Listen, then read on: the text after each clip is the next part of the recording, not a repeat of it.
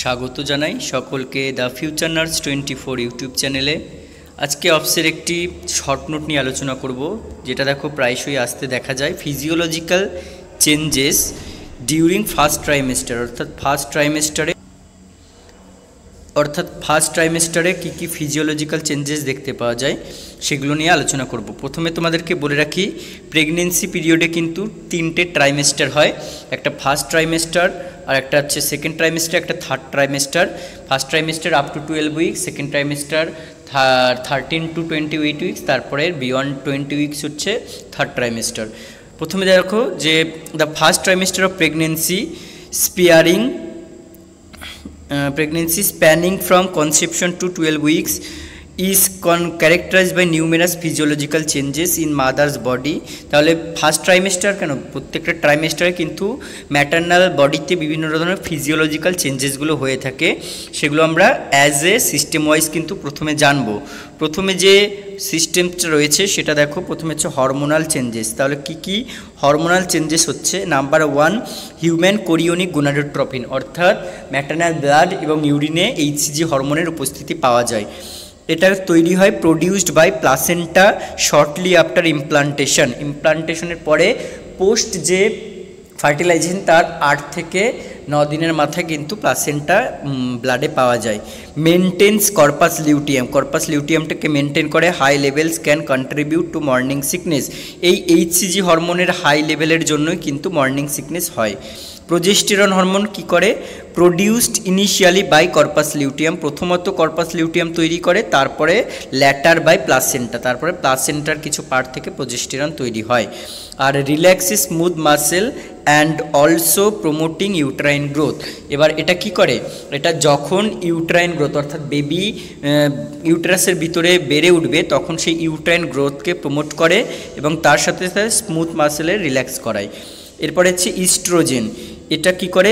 Blood flow increase করায় ইউটেরাসে এবং প্লাসেন্টাতে, এবং ব্রেস্টের ডেভেলপমেন্টকে স্টিমুলেট করে এবং ইউটেরাইন লাইনিং এর ডেভেলপমেন্টকেও স্টিমুলেট করে, এবং হচ্ছে মুড সুইংসে কন্ট্রিবিউট করে। এই ইস্ট্রোজেন হরমোনের কারণে কিন্তু ওই পিরিয়ডে মুড সুইংস হয়ে থাকে এবং ন্যাজাল কনজেশন হয়। পরের যে হরমোন সেটা হচ্ছে রিল্যাক্সিন, যেটা পেলভিক লিগামেন্টসগুলোকে রিল্যাক্স করে। নেক্সট চেঞ্জেস পড়বো আমরা কার্ডিওভাস্কুলার চেঞ্জেস, অর্থাৎ কার্ডিওভাস্কুলার সিস্টেম রিলেটেড কী কী চেঞ্জেস রয়েছে সেগুলো নিয়ে। প্রথমে কী হয়? ইনক্রিজড ব্লাড ভলিউম, অর্থাৎ নর্মাল যে ব্লাড ভলিউম 5 লিটার হয়, সেই ব্লাড ভলিউম থেকে নর্মালি থেকে ইনক্রিজ করে অ্যাপ্রক্সিমেটলি 30 to 50%। আর supports the increased metabolic needs of fetus. এরপরে যে নিডস রয়েছে বা যেটা ইনক্রিজ হয় সেটা হচ্ছে ইনক্রিজ কার্ডিয়াক আউটপুটের ফর্মুলা হচ্ছে stroke volume into heart rate. তাহলে হার্ট রেটেও যদি ইনক্রিজ করে তাহলে কার্ডিয়াক আউটপুট এখানে কিন্তু ইনক্রিজ করবে।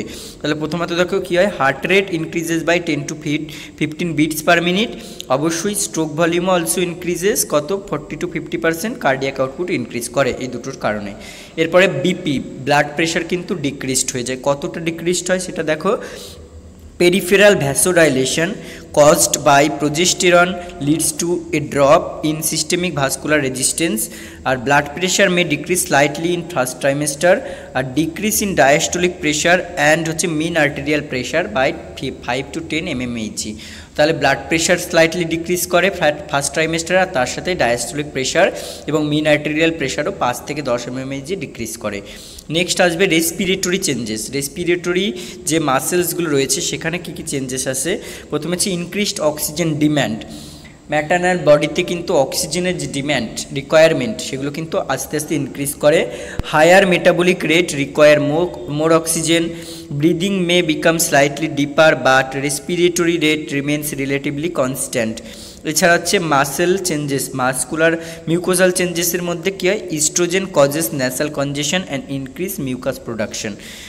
এরপরে আসবে জিআই চেঞ্জেস। ঠিক আছে, জিআই চেঞ্জেসের মধ্যে দেখো নজিয়া অ্যান্ড ভমিটিং, যেটা আমরা একটু আগেও কসে পড়েছি। HCG এর কারণে মর্নিং সিকনেস হয় আর নজিয়া ভমিটিং হয় সকালবেলায়। আর এটা কি করে? Nazia vomiting triggered increases HCG level and possibly progesterone commonly refer to as morning sickness, ঠিক আছে, যেটাকে আমরা টার্ম দিলাম মর্নিং সিকনেস।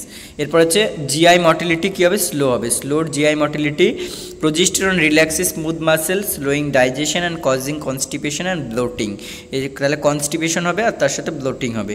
এছাড়াও কী কী হয়, changes in appetite and test, অর্থাৎ লস অফ অ্যাপেটাইটের যে ব্যাপারটা এখানে কিন্তু সেই ব্যাপারটা আসতে পারে বা টেস্টের চেঞ্জ হতে পারে। Cravings or aversions to certain foods may occur. Heightened sense of smell can affect food preferences. এরপরে আসবে কিছু রেনাল চেঞ্জেস, রেনাল সিস্টেমে চেঞ্জেস দেখা যায়, কিন্তু প্রত্যেকটা সিস্টেম ধরে কিন্তু চেঞ্জেসগুলো রয়েছে এখানে। রেনাল চেঞ্জেসে ইনক্রিজড কিডনি ফাংশন, কিডনিকে কিন্তু এখানে বেশি বেশি করে ফাংশন করতে হবে, যার ফলে 30 to 50% গ্লোমেরুলার ফিল্ট্রেশন রেট, যেটাকে জিএফআর বলা হয়, সেটা কিন্তু বেড়ে যায়। আর kidney work harder to excrete waste product from mother and foetus. এরপরে আসবে কি, frequent urination, increased GFR and pressure from the enlarging uterus on the bladder. Haematological চেঞ্জেসের মধ্যে প্লাজমা ভলিউম, ঠিক আছে, ম্যাক্সিমাম 50% হয়ে যায়, প্লাজমা ভলিউম ইনক্রিজড করে।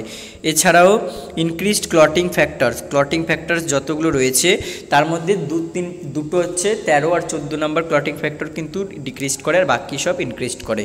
এরপর হচ্ছে ইমিউন সিস্টেম অ্যাডাপ্টেশন, এর মধ্যে কী আসছে, increase susceptibility to certain infection due to changes in immunity, immunity চেঞ্জের কারণে কিন্তু সাসেপ্টিবিলিটি আসে। এরপরে আমরা জানবো হচ্ছে ব্রেস্ট চেঞ্জেস, ব্রেস্ট চেঞ্জেসে কী হয়, এনলার্জমেন্ট অ্যান্ড টেন্ডারনেস আর ডার্কেনিং অফ অ্যারিওলা মন্টেগুমানি যে গ্ল্যান্ড রয়েছে সেগুলো কিন্তু ডার্কেনিং হয়। এরপর হচ্ছে মাস্কিউলোস্কেলিটাল সিস্টেমের চেঞ্জেসের মধ্যে হচ্ছে রিল্যাক্সিন হরমোন, যেটা আমরা পড়লাম একটু আগে হরমোনে, এটা কি হয়, softens the ligament and joints আর may cause pelvic discomfort, pelvic ডিসকমফর্টও কিন্তু এখানে হতে পারে। এরপর হচ্ছে মেটাবলিক চেঞ্জেসে ইনক্রিজ বা ব্যাসাল মেটাবলিক রেট বিএমআর আর অল্টার্ড গ্লুকোজ মেটাবলিজম। এই ধরনের যে সিস্টেম ওয়াইজ কিন্তু চেঞ্জেস এগুলো এই ফিজিওলজিক্যাল চেঞ্জেসের মধ্যে পড়ে, যেটা ফার্স্ট ট্রাইমেস্টার ওয়াইজ লেখা আছে। এছাড়াও কিন্তু কোশ্চেন হিসেবে আসতে পারে ফিজিওলজিক্যাল চেঞ্জেস ডিউরিং প্রেগনেন্সি, তখন কিন্তু ওভারঅল তোমার সিস্টেমে 3টে ট্রাইমেস্টার মিলেই কিন্তু লিখতে হবে।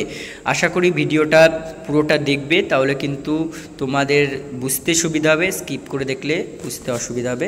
দেখা হবে পরবর্তী ভিডিও।